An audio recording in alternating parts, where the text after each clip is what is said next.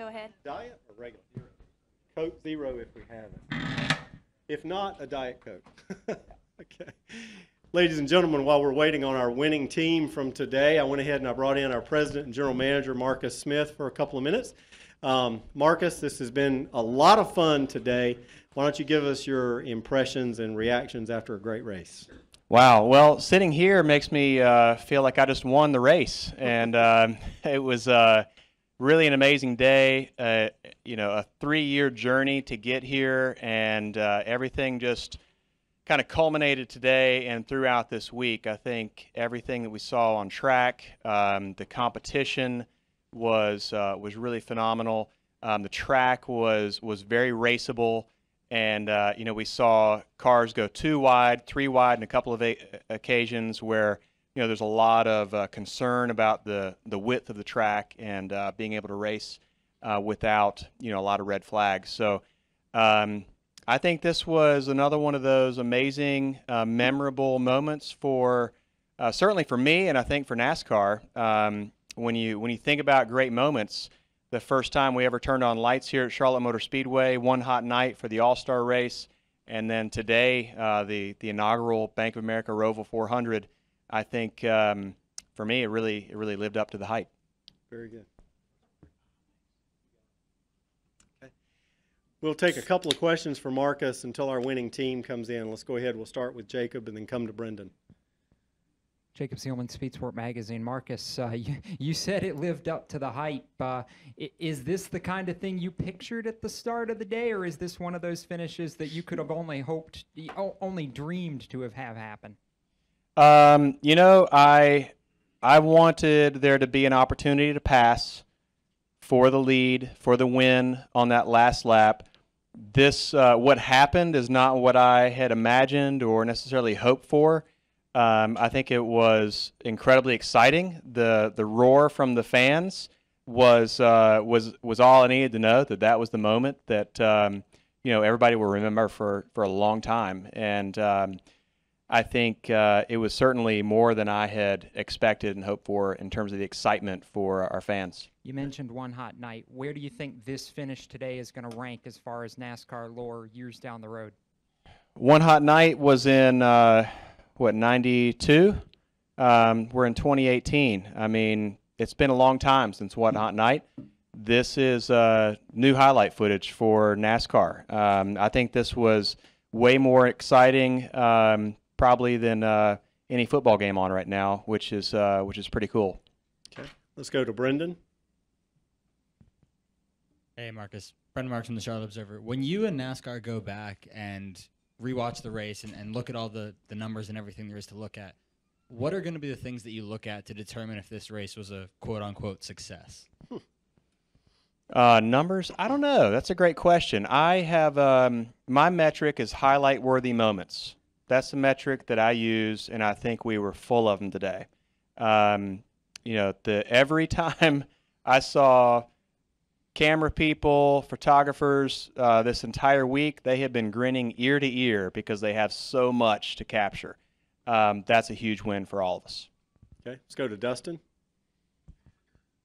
Dustin Long, NBC Sports. Marcus, after a race like this, and as people have talked about, the road courses have become more like the short tracks where the excitement, or a lot of people look forward to those events.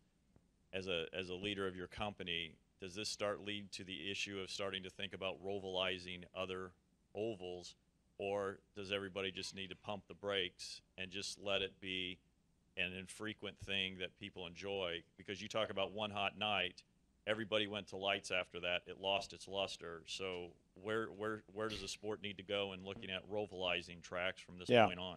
That's a great question. I love how you're channeling your inner Larry Mack with the pump the brakes. I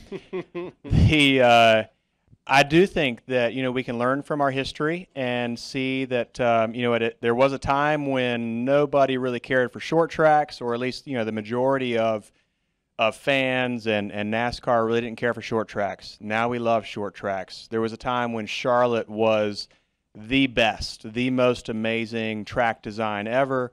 And then a lot of people followed suit. I think that learn from that past and see what might help us going forward.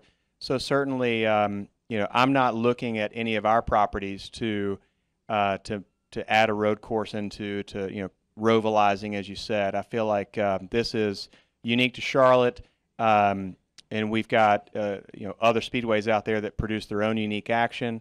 Plus, on top of that, I'm really excited about all the things I'm hearing about next year's racing with the new aero and power package. I think it's going to be fantastic for the whole sport. Okay. Let's go upstairs to the press box for a question. Hey, Marcus, Craig Ingolato, congratulations, it was a great race. But as you changed, you know, you changed the back chicane and you moved the wall around, were there any changes you think moving forward, you know, that you might want to consider to this for the next year? And the second part of that is, you were speaking of one hot night. If we light this thing up and run it, Good questions.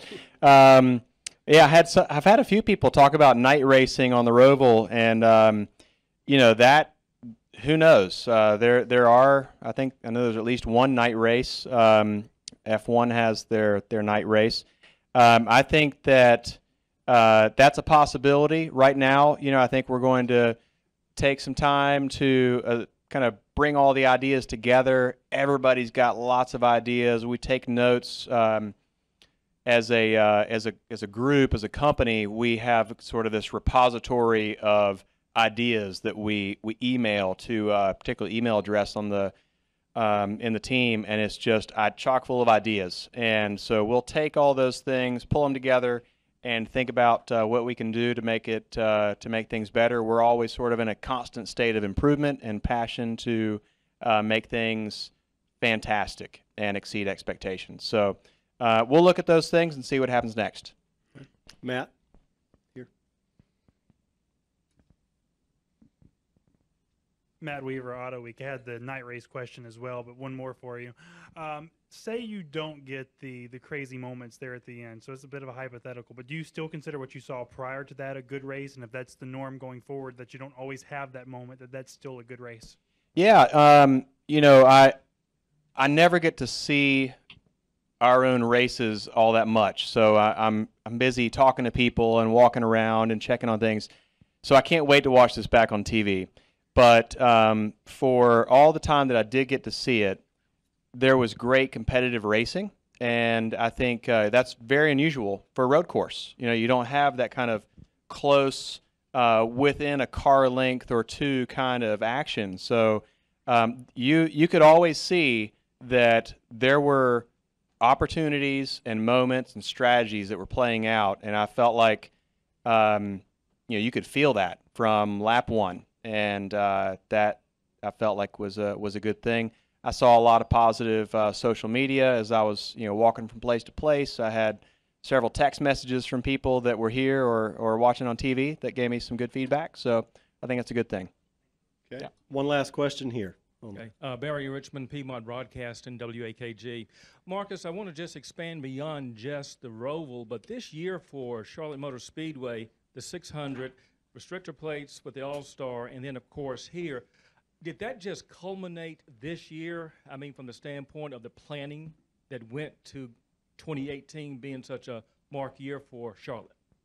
You know, in hindsight, it's pretty fantastic, and I appreciate you asking the question. I'm really proud of our team here at Charlotte. I'm proud of the racing that we've had. I think that, you know, it was these things all did come together this year, and but it wasn't necessarily planned to happen that way. But I think it's worked out really well. And you know, going forward, Charlotte Motor Speedway is a track where fans can see some of the most unique and special racing in the world, with NASCAR's All-Star race, the 600, and now the Roval 400. And yeah, I think that we are you know, doing some good things in the whole sport. And I'm really proud that Charlotte Motor Speedway can be a big part of that. All right. Thank you very much, Marcus. Everybody stay tuned. Our 60th Coca-Cola 600.